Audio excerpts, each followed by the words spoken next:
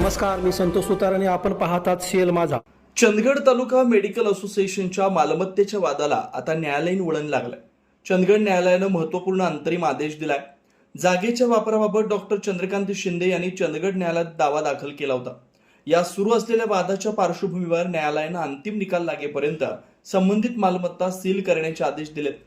तसेच वादी आणि प्रतिवादी या दोन्ही पक्षाला त्या ठिकाणी जाण्याची मनाई करण्यात आली.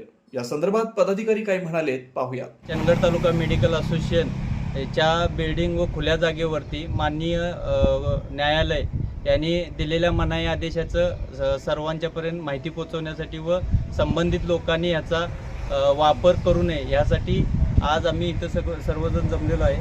चंदगड तालुका मेडिकल असोसिएशनचे आम्ही चंदगड तालुक्यातले सर्व डॉक्टर सभासद होतो. जवळजवळ 114 डॉक्टर आम्ही सभासद होतो. 114 डॉक्टरांपैकी 59 डॉक्टरांचे कायमस्वरूपी करून बाकीच्या डॉक्टरांचं सभासत्व निर्जीव करण्यात आलं होतं. त्या संदर्भात आणि फसवणूक आणि पैशाचे गैरव्यवहार केल्याबद्दल आम्ही न्यायालयामध्ये दाद मागितली होती. त्यावर न्यायालयानं आमच्या मागणीला मान देऊन आणि आमचे सर्व पुरावे मान्य करून या चंदगड तालुका मेडिकल असोसिएशनच्या खुली जागा व इमारतीवरती भाडे करार करू नये, तारण करू नये व कुणालाही वापराला व हस्तांतरित विकण्यासाठी करून देऊ नये यासाठी मनाई आदेश दिलेला आहे. तसेच काही लोकांनी ही जागा व जमीन स्वतःची मालकीची करून ती विकण्याचा प्रयत्न केला होता आणि त्याच्यासाठी आम्ही आमचे सर्व सभासदांनी न्यायालयाला दाद मागितली होती. त्यावर न्यायालयानं आमच्या बाजून म्हणजेच बिल्डिंगवर व खुल्या जागेवरती मनाई आदेश दिलेला आहे.